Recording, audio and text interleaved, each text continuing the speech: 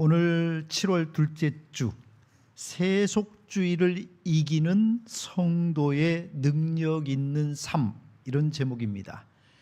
우리가 세상에 살고 있기 때문에 세속주의, 세속에 속한 자로 남들이 살아가는 방식으로 살아가는 일반적인 삶이 있어요.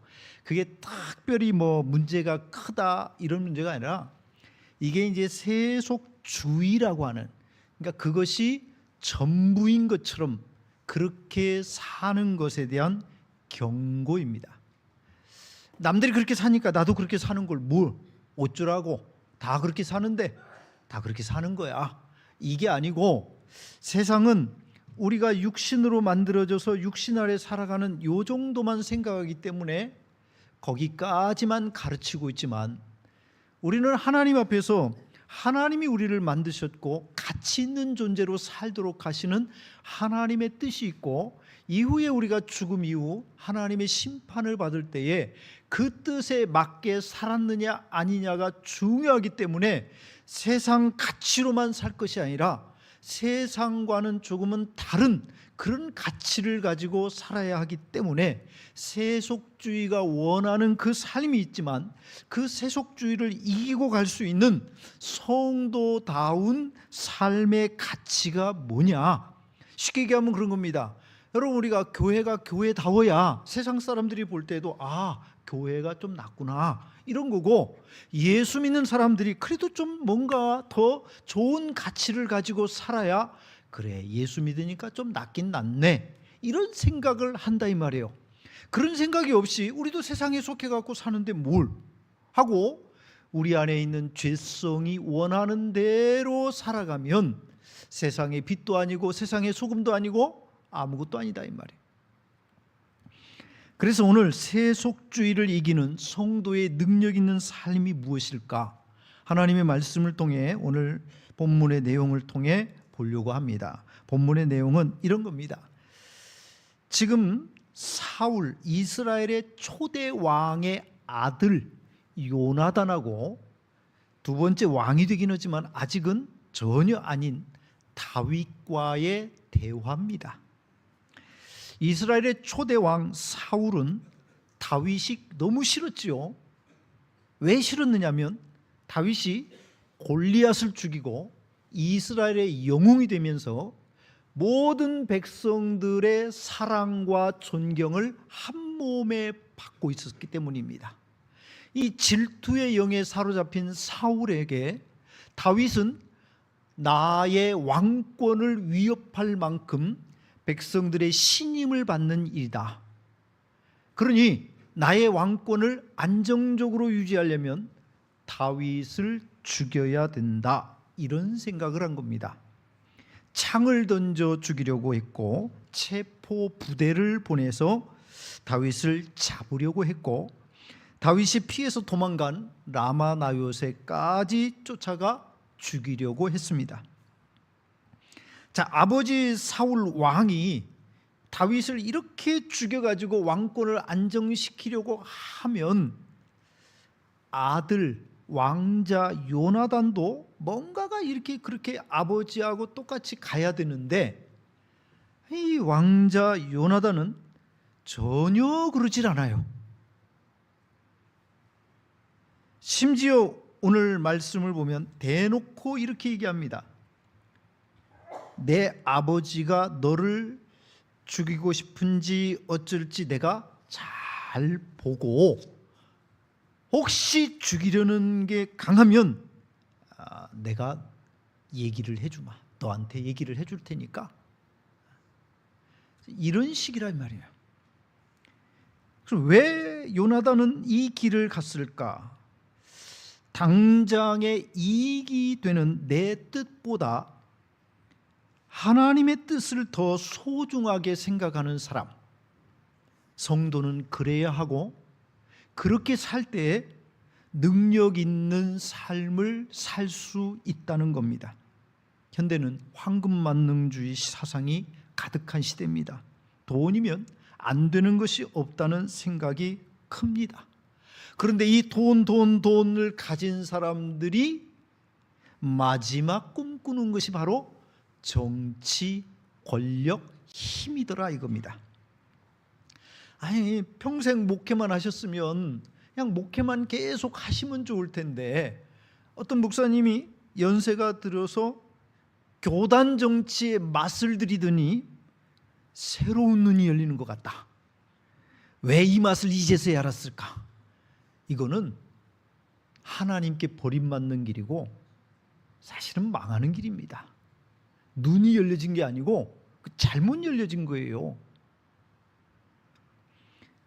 하나님으로부터 받은 사명이 목회인데 왜 교단 정치에 눈을 떠가지고 갑자기 거기에 열심을 내느냐. 하여튼 그래요. 이 정치, 권력, 힘 이런 것들이 참 묘해요. 예전에 좋지 않은 일로 뉴스에 등장했던 한 사람, 전직 국회의원입니다. 이분이 국회의원일 때에 이런 망언을 했어요. 망언입니다. 이분이 뭐라고 그랬냐면 정치란 참 묘한 것입니다.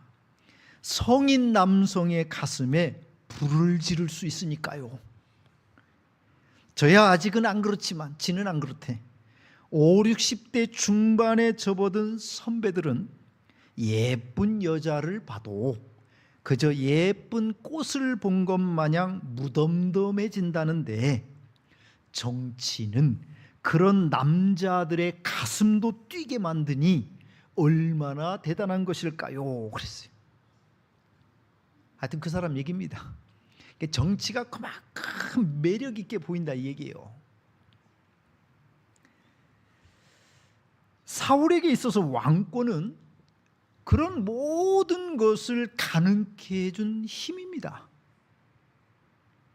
예전에 그러죠. 9시 뉴스 띠띠띠 하고는 뭐라고 하냐면 아나운서의 첫 대사입니다. 아나운서의 첫 대사예요.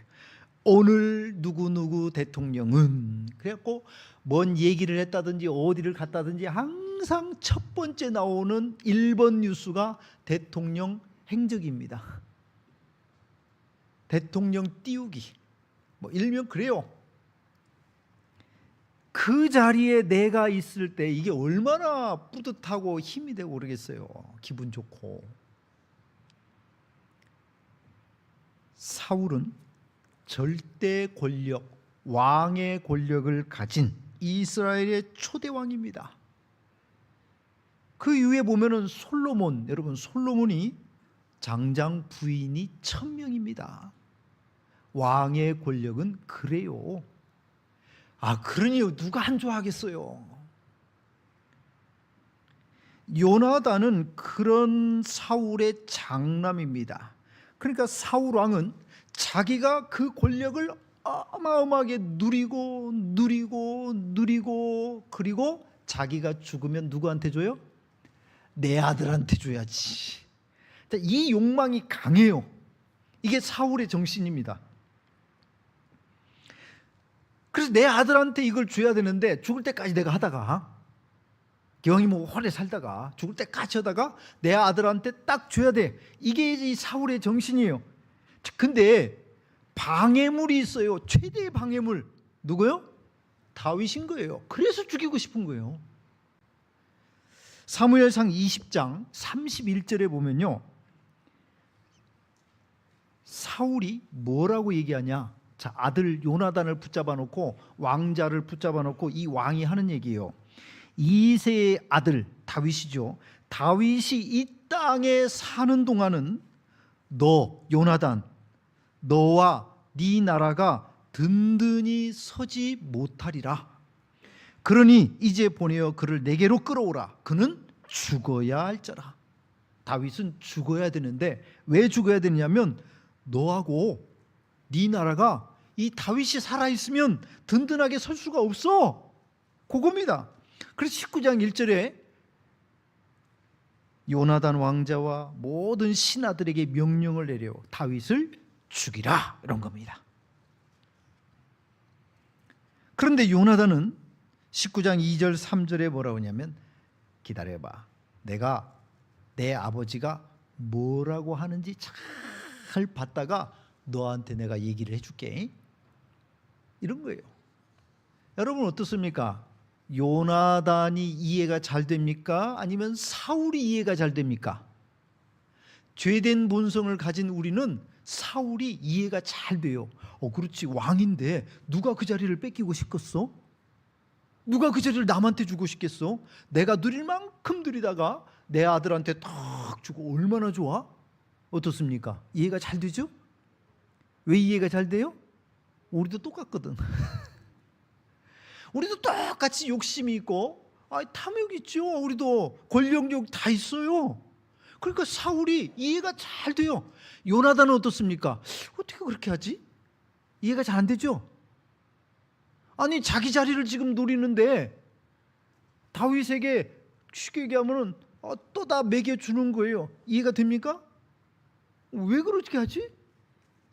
그러면 요나단은 다른데 왜 다를까요? 한마디로 얘기하면 사울 왕은 다윗이 뭘로 보였냐면 내 왕권을 위협하는 경쟁자로 보여졌어요. 경쟁자는 밟고 죽이고 누르고 내가 그 자리에 서야 내가 살아요. 그렇잖아요. 경쟁업체하고 수주를 받는데 내가 받으려면 이 사람이 떨어져야 내가 받죠. 경쟁자인 거예요. 사울의 눈에는 다윗이 그렇습니다. 그래서 경쟁자 죽여서 없애가지고 나의 왕권을 든든하게 해야 된다.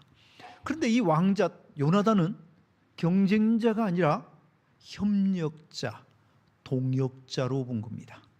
협력자는 죽이면 내 힘이 더 빠지죠. 동역자는 함께 가야 되는데 서로 막 으르렁거리고 죽이려고 그러면 힘이 빠지는 거예요. 협력자, 동역자로 생각하니까 요나단은 다윗을 밀어주는 겁니다. 요나단이 그렇게 생각할 수 있는 가장 중요한 이유, 그게 뭐냐면 다윗을 왕으로 삼으신 하나님의 뜻을 받았기 때문입니다. 여러분, 내 생각하고 지금 하나님의 뜻하고 다를 수 있어요. 그런데 요나단은 내 생각과 하나님의 뜻이 다를 때에 내 생각을 내려놓고 하나님의 뜻을 받았다 이겁니다. 사무엘상 23장 17절을 보면 이 요나단이 다윗에게 이렇게 얘기를 해요. 뭐라고 얘기했냐? 내 아버지 사울의 손이 너에게 미치지 못할 거다. 너 다윗을 못 죽일 거다. 다윗은 이스라엘의 왕이 될 것이고 나는 네 다음이 될 것을 내 아버지 사울도 안다 그랬습니다. 하나님이 다윗에게 기름을 부어가지고 지금 왕을 세우려고 하잖아요. 이걸 사울이 알아요. 요나단도 알아요. 둘이 똑같이 알아요. 하나님이 그렇게 다윗을 세우기로 한 것을 알아요. 하지만 사울은 못 받겠다 이겁니다. 왜 내가 양보해야 되냐? 그보다 내가 못한 게 뭐가? 내가 왜 희생해야 되는가? 내가 왜 손해를 봐야 되는가? 내가 왜 참아야 되는 거야? 안 돼. 싫어. 하나님의 뜻 필요 없어. 하나님의 뜻이라고 해도 나는 못 받아. 나는 다윗을 죽일 거야. 사울입니다. 요나단은 나도 왕이 되는 것 좋고 누리는 거 다 알고 하지만 하나님의 뜻이 그렇다면 나는 양보할 거야. 참을 거야. 뒤로 물러설 거야. 이게 지금 요나단의 가치, 생각이라 이 말이에요. 여러분, 우리에게 하나님이 어떤 분입니까? 곧잘 우리도 고백을 해요. 우리 복음성가가 이제 찬송가에 들어와 있죠. 예수 우리 왕이여 이곳에 오셔서 보좌로 주여 임하사 찬양을 받아 주소서. 예수 우리 왕이여, 왕이시라.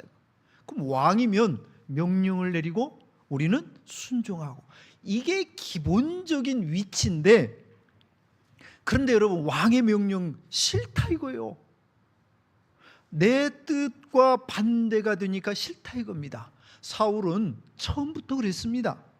사울이 나이 40에 왕이 돼가지고 2년째 될 때에 블레셋이 쳐들어왔습니다.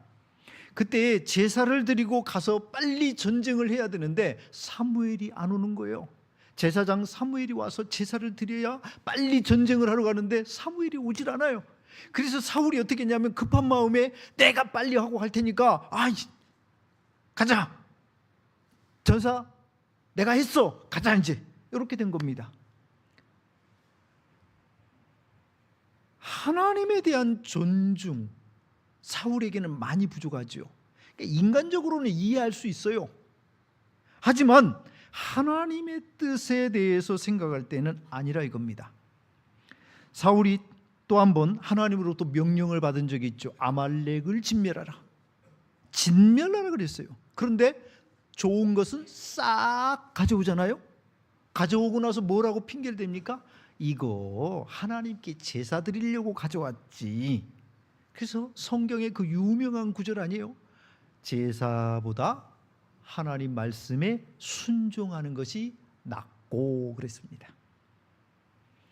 그러니까 사울은 하나님과 항상 엇박자를 이루어요. 왜 그러냐면 내 욕심이 너무 강해, 나의 자아가 너무 강해.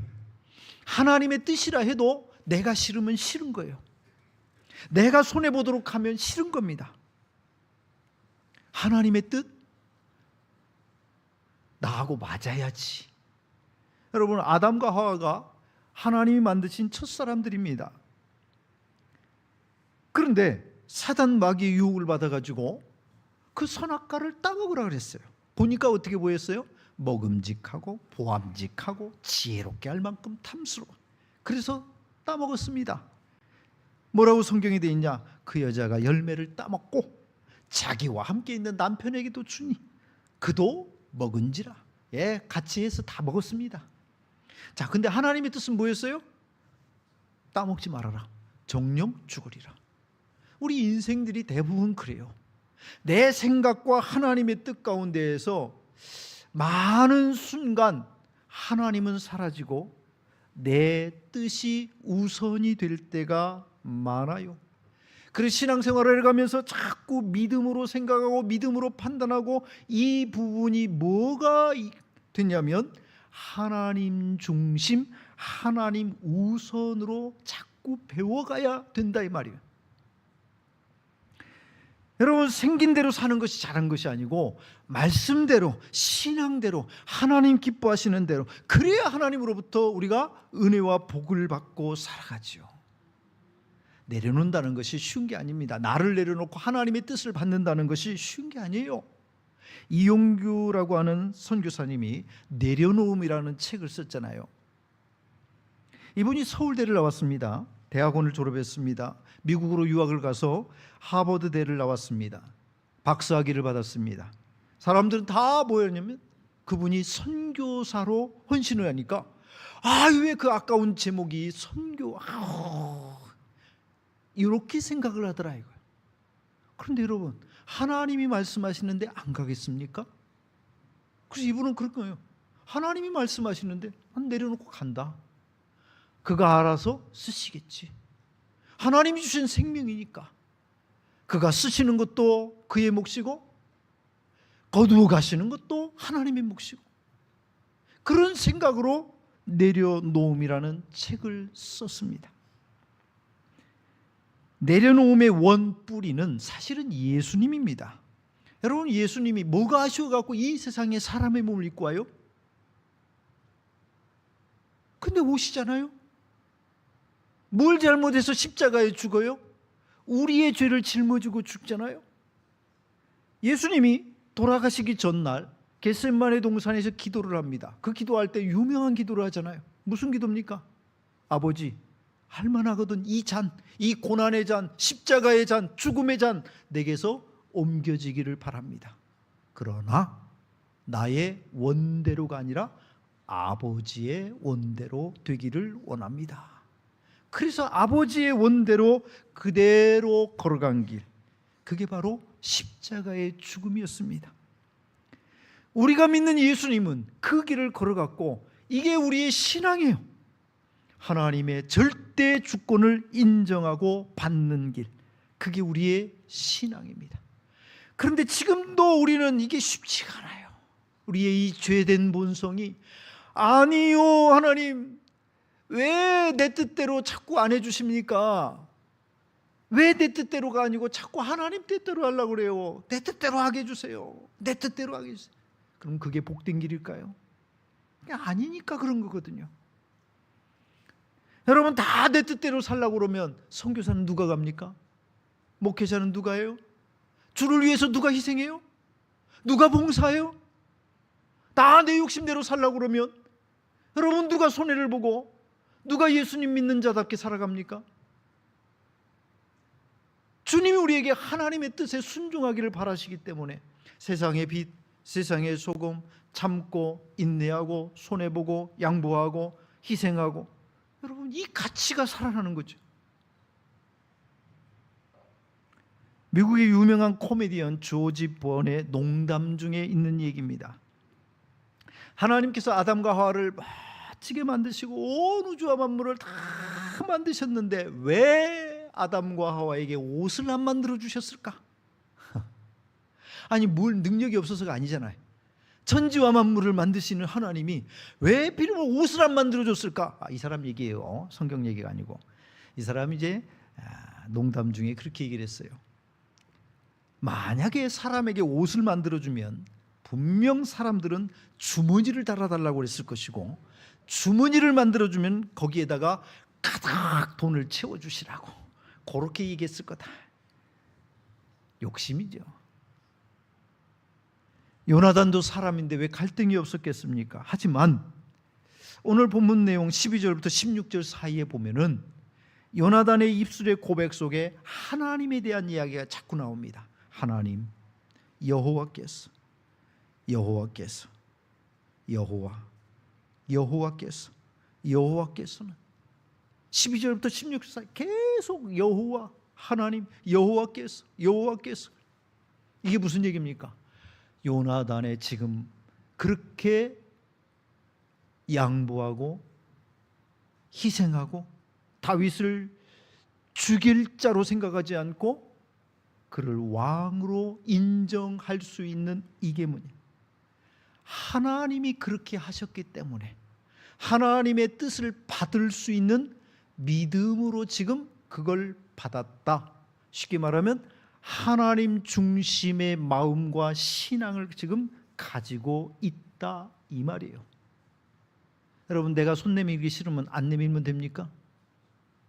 하나님의 뜻이면 내밀어야죠. 하나님의 뜻이면 해야죠. 그래야 여러분, 교회 안에 교회다움이 일어나는 거죠. 내가 양보하기 싫을 때도 양보할 수 있는 이유가 뭐예요?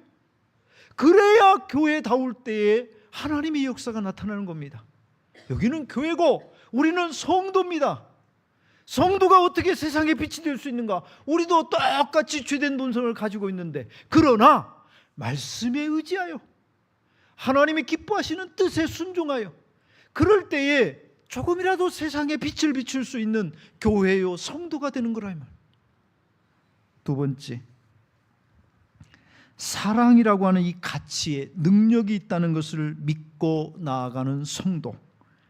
그럴 때의 성도는 능력 있는 삶을 살아갈 수 있다는 겁니다. 다윗을 죽여서라도 자신의 왕 자리를 지키려는 사울의 이기적인 모습, 우리에게도 익숙한 모습입니다. 다른 사람을 끌어내려서라도 내 자신이 잘 되고 높아지면 된다는 생각. 세상은 그것이 지혜라고까지 가르칠 때도 있습니다. 남을 모함하고 없는 이야기를 지어 만들어서라도 상대방을 끌어내리려고 내가 높아지려고 하는 세상. 이 죄된 세상 보통 있는 일입니다. 그런 가운데에도 요나단은 사랑을 실천하고 있습니다. 이기주의의 노예가 되어버리거나 하나님의 뜻을 저버리는 것이 아니라 사랑의 실천을 통해서 멋진 신앙인의 삶을 살아가고 있다 이겁니다. 훗날에요, 다윗이 이 요나단을 죽고 난 다음에 그 슬픈 노래를 지어서 부르는데 사무엘하 1장 26절에 뭐라고 얘기하냐면, 내 형 요나단이여, 내가 그대를 애통함은 그대는 내게 심히 아름다움이라. 그대가 나를 사랑함이 기이하여 여인의 사랑보다 더하였도다. 다윗이 생각할 때는요, 이 요나단이 자기를 사랑하는데 그 사랑이 얼마나 기이한지 여인의 사랑보다도 더 크더라 이거예요. 오늘 본문에도 17절에 뭐라고 그랬냐, 다윗에 대한 요나단의 사랑이 그를 다시 맹세하게 하였으니 이는 자기 생명을 사랑함 같이 그를 사랑함이었더라 그랬습니다. 그러니까 요나단이 자기 생명을 사랑하는 것처럼 다윗을 그렇게 사랑했다 이 말이에요. 그러니까 이 이기주의에 빠져들지 않고 양보하고 희생의 길을 간 겁니다. 14절과 15절을 보면요, 여러분 이 요나단 왕자가 다윗을 붙잡아 놓고 부탁을 합니다. 무슨 부탁을 할까요? 이 부탁이에요. 네가 왕이 되면 내 집을 좀 생각해 주라. 내 후손들을 좀 생각해 주라. 다윗이 왕이 될 줄을 알아요. 부탁을 한다 이 말이에요. 그게 여러분 염려되면 어떻게 하면 돼요? 다윗을 죽이면 돼. 내가 왕이 되면 돼요. 이렇게 쉽고 뻔한 길이 있어. 그 길을 왜 안 가냐고요? 그 쉬운 길을 왜 안 가? 그 쉬운 길을 가면 되잖아요. 안 가요. 왜 안 가요? 하나님의 뜻이 아니니까 안 가는 거예요. 사랑의 가치가 그게 아니기 때문에 안 가는 겁니다.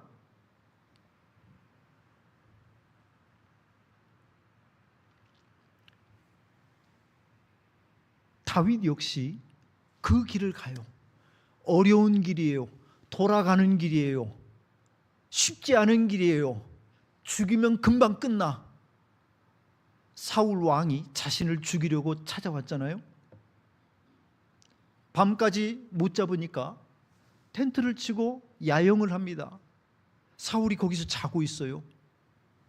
다윗이 자기를 따르는 장수 아비새라는 사람하고 둘이 야밤에 거기를 들어갑니다. 사울의 텐트에 들어가요. 다 잠들어 있어요. 그 텐트 안에서 딱 보니까 창이 있어요. 그 옆에 아비새 장군이 뭐라고 그러냐면, 이 창으로 한 번만, 두 번도 필요 없습니다. 한 번만 찌르면 사울은 죽습니다. 죽일까요? 다윗이 아니다 그랬습니다. 쉽습니까? 여러분 지금 죽이면 끝나. 눈앞에 있어요. 창도 있어요. 사울도 누워 있어요. 지금 뭐 깨어 있는 것도 아니에요. 누워 있어요. 그대로 찌르면 죽습니다. 죽이면 끝나요. 사울이 다윗이 누구 때문에? 이 사울 때문에 10년을 지금 도망 다니고 있어요. 지긋지긋한 도망자로 살아요. 한 번만 죽이면, 눈 한 번 감으면 끝나버려요. 죽일까요? 죽이지 말라고 그래요. 왜 어려운 길을 돌아갑니까?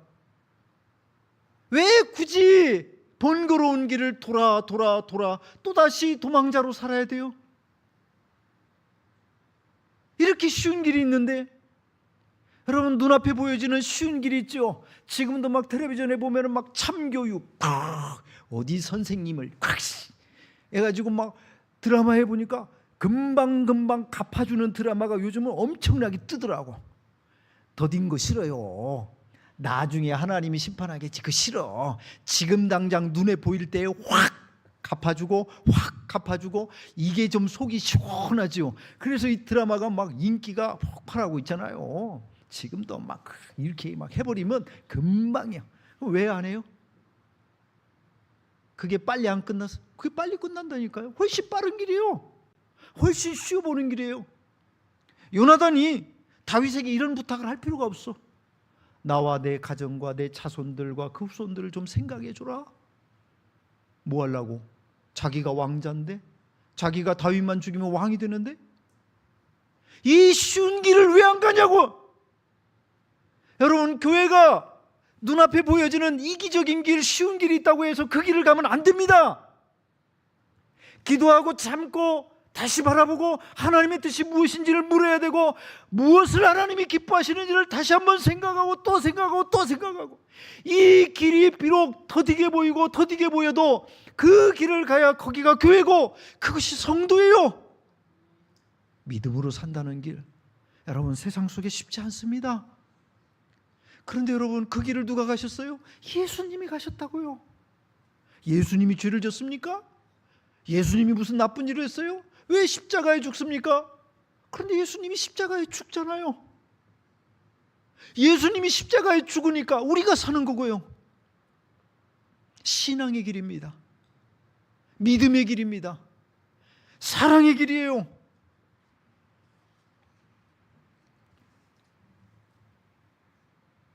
제가 1박 2일 드라마 맨날 얘기하죠. 나만 아니면 돼.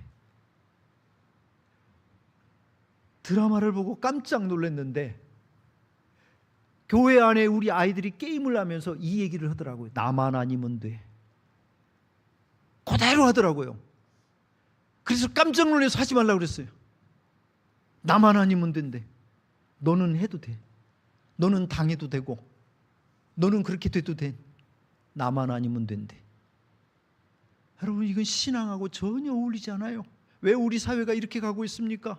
왜 이렇게 독해져 가고 왜 이렇게 잘못된 길로 갑니까? 나만 아니면 된다는 생각, 이기주의 가치가 하늘을 찌르고 있어요.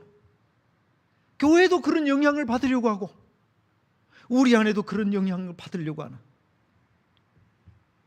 그게 맞습니까? 중국의 한 뉴스에 나왔습니다. 오전 6시 광저우 황푸에 사는 한 노인이 대로에 정신을 잃고 쓰러졌으나 바쁜 아침 시간을 핑계로 대부분의 시민들이 그 노인을 방치한 채 갔더라. 2시간이 지나서 한 청년이 다가갔지만 이미 숨이 끊어진 상태였다. 당일 오전 9시 병원으로 옮겨진 그의 사망 추정 시간은 오전 6시경으로 밝혀졌다. 바쁜 출근 시간에 사람들은 그냥 갔습니다. 옆에 쓰러져 있어도 그냥 갔습니다. 지금은 그게 이해가 되는 세상이에요. 우리가 그렇게 살고 있기 때문입니다. 그러고도 우리는 무슨 생각을 하냐면, 왜 이렇게 세상이 각박해졌지? 우리가 다 그 길을 가고 있습니다. 사랑과 섬김의 헌신이 필요한 때입니다. 사울 방식의 증오와 분노가 세상을 아름답게 하지 않습니다.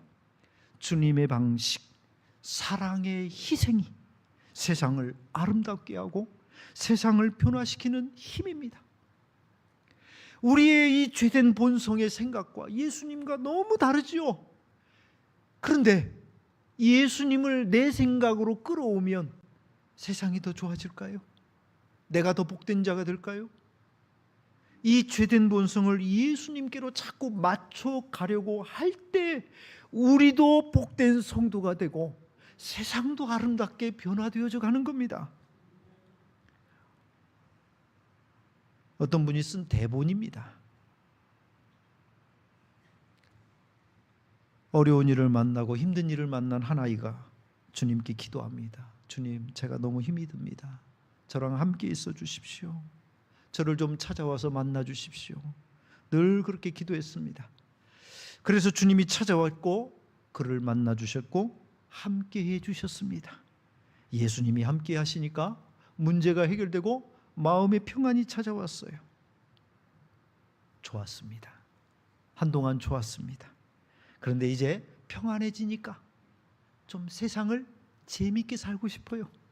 친구도 만나고 싶고 이것도 하고 싶고 저것도 하고 싶고, 때로는 죄라고 생각되는 것도 하고 싶어요.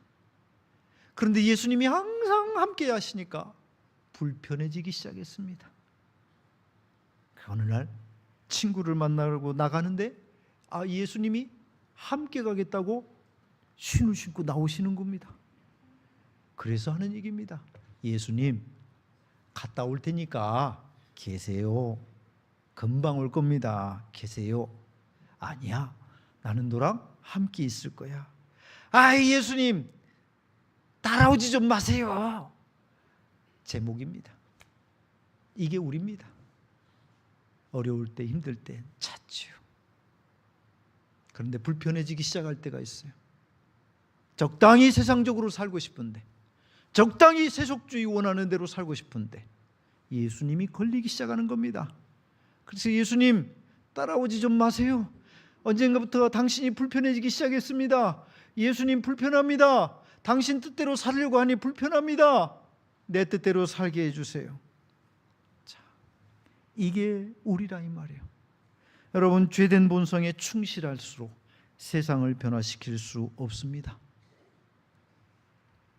이기주의자들이 가득한 곳에 예수님의 사랑의 피가 뿌려졌고 예수님의 사랑의 살이 찢겨졌습니다. 예수님은 사랑의 능력을 믿었고 제자들은 그렇게 주님의 사랑을 깨닫고 난 다음에 주를 위해서 살았고 그것이 교회입니다. 오늘 우리도 예수님의 사랑의 가치를 알고 있죠. 세상을 변화시키는 힘이 뭡니까? 우리가 변화돼서 이 자리에 있을 수 있는 힘이 뭡니까? 예수님의 십자가 사랑 덕분입니다. 예수님이 이기주의적으로 생각했다면 어찌 우리 같은 사람이 있겠습니까? 주님의 희생이 있고 주님의 사랑이 있기 때문에 우리가 이 자리에 있는 겁니다. 그 예수님의 사랑을 받은 우리가 함께 사랑을 나타내고 함께 사랑을 실천해 갈 때에 교회가 교회되어지는 거고 성도가 성도가 되어지는 거고, 그럴 때에 세상을 변화시키는 능력의 삶의 역사들이 나타나는 겁니다. 망할 것처럼 보여지지만 망하지 않는다 이 말이에요. 손해보시는 것으로 끝나는 것 같지만 하나님이 보시고 하나님이 아신다 이 말입니다. 비가 많이 내리는 날 미국 피츠버그의 한 가구점 앞에 초라한 모습의 할머니 한 분이 서성거리고 있었습니다. 이때 가게 주인이 나와서 할머니를 안으로 모셨습니다. 할머니는 내가 가구를 사려는 것이 아니고 차를 기다리는 중이요. 그랬더니 주인이 따뜻한 차를 대접하면서 물건은 안 사셔도 상관없습니다. 여기서 좀 쉬시면서 그냥 편하신 대로 계시다가 차가 오시면 가면 됩니다. 혹시 할머니 차 번호가 어떻게 됩니까? 제가 차가 오는지 안 오는지 한번 봐드리겠습니다. 그리고는 몇 차례 이렇게 나가서 차가 오는지 안 오는지 살펴주는 겁니다. 차가 오니까 할머니 차가 왔습니다. 그렇게 해서 미소로 그리고 친절함으로 정중한 인사로 할머니를 보내드렸습니다. 그런데 며칠 후에 가구점 주인이 편지를 한 통 받습니다. 미국의 대재벌 카네기로부터 편지를 받았습니다. 편지의 내용이 이겁니다. 비 오는 날 어머님께 베푼 당신의 친절에 감사드립니다. 우리 회사와 고향 스코틀랜드에 집을 짓는 데 필요한 가구를 모두 당신의 손에 맡기겠습니다. 결론적으로 말씀드립니다. 요나단에게도 내 계획, 내 생각, 내 욕심, 내 계산 다 있습니다. 그것이 없는 사람이 어디 있습니까? 그러나 그럼에도 불구하고 그것보다 더 우리가 따라야 될 가치가 하나님의 뜻이더라 이겁니다. 하나님이 기뻐하시는 길이더라 이거예요. 거기에서 믿음이 있음과 믿음이 없음이 나눠집니다. 주의 뜻에 순종할 수 있는가? 주님의 뜻을 받을 수 있는가? 내 생각과 다름에도 불구하고 주님의 뜻을 존중할 수 있는가? 믿음이겠죠. 믿음의 가치가 우리를 성도답게 하고 믿음의 가치가 교회를 교회답게 합니다. 사랑의 가치를 믿고 그 사랑을 힘겨울 때라도 조금이라도 실천해 보기 위해서 애쓸 때에, 그럴 때에 성도와 교회의 정체성을 나타내게 되죠. 그리고 그것이 세상에 비치는 빛이 되고 소금이 될 겁니다. 사랑하는 양문의 성도 여러분, 오늘도 믿음의 가치를 믿고 사랑의 가치를 인정하고 예수 따르는 자로 살아가는 교회와 성도들, 우리 양문교회와 성도님들 그렇게 되어지기를 주님의 이름으로 축원해 드립니다.